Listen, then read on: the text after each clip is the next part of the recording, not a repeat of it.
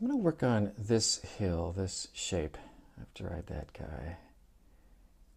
And a few things I have in mind. I still want to try to keep it kind of a nice, fairly vibrant peacock blue, but a little bit darker as it gets towards the rim here, and just a little bit cleaner color. If you remember way back when, I was all sort of worried about that that transition, too quick of a transition from the light blue to the sort of duller purpley blue.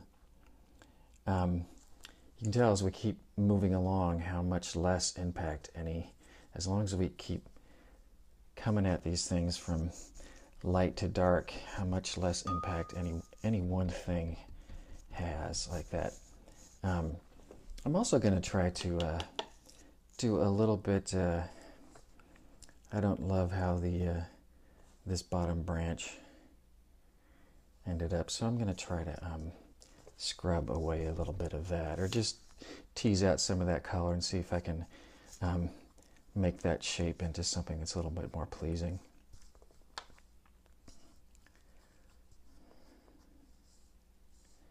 And sort of once again thinking,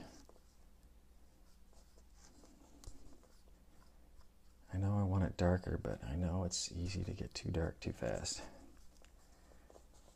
So here I go.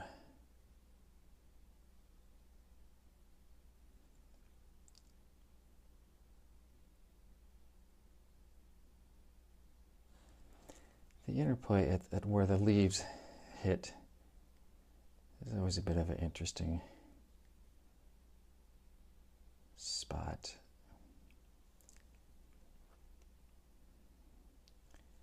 Kind of easy for that to get overworked looking. I should focus on what I'm doing.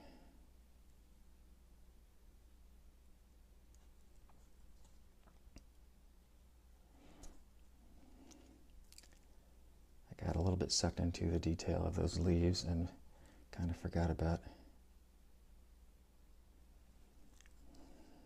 the bigger shape. It's a lot like life.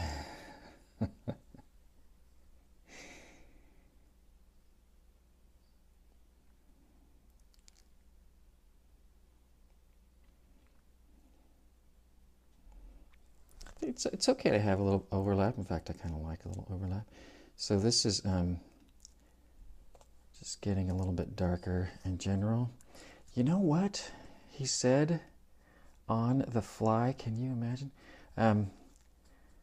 I am going to actually paint over this shape as well. So this definitely qualifies as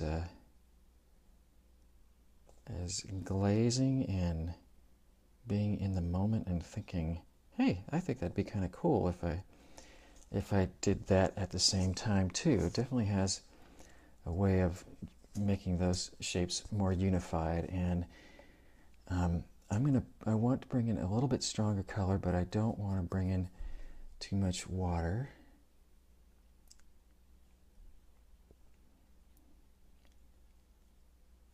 I'm in a little bit of a crunch over here.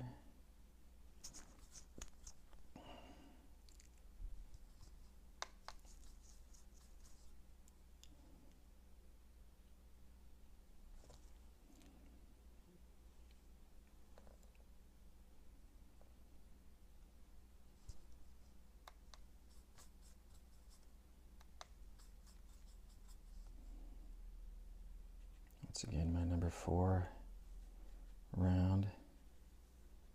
Nice paper, and it's wet, so it will sort of allow me to kind of brush around some and still blend out fairly nicely. Not sure if that's as nicely as I wanted, but So I'm at an interesting, again, at an interesting spot where I could go back and try to fuss with it because, that's right, because I mentioned doing this. Actually, that just put me over the edge.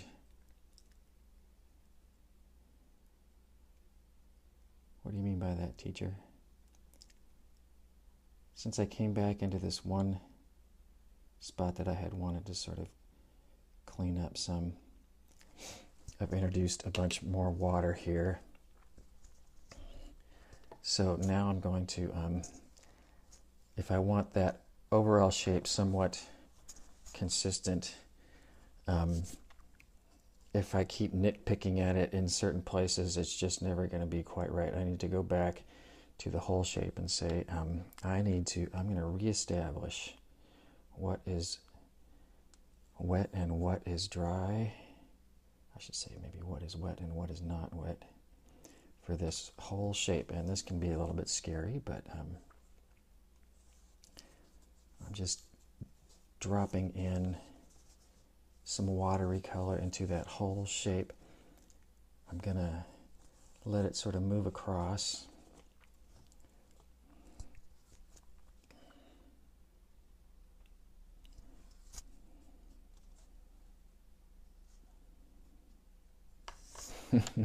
And then I'm going to make a mistake like that. And then I panic. And then I think, oh, wait a second. What if I want to get rid of that? First of all, I could probably just wipe it away and it wouldn't be that big of a deal. But if I did want to sort of dilute it first so it wasn't going to make a big stain, and then come back in with a paper towel. I wish I had. I probably will. But that fixes that. And thankfully, while I was doing that,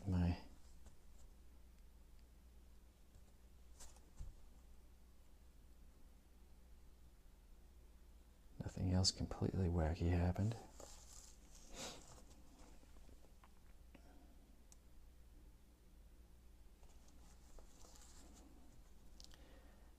Actually, kind of like it more now.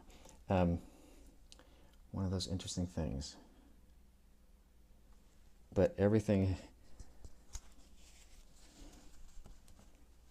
there comes a point when it's time to let go. Kind of like life.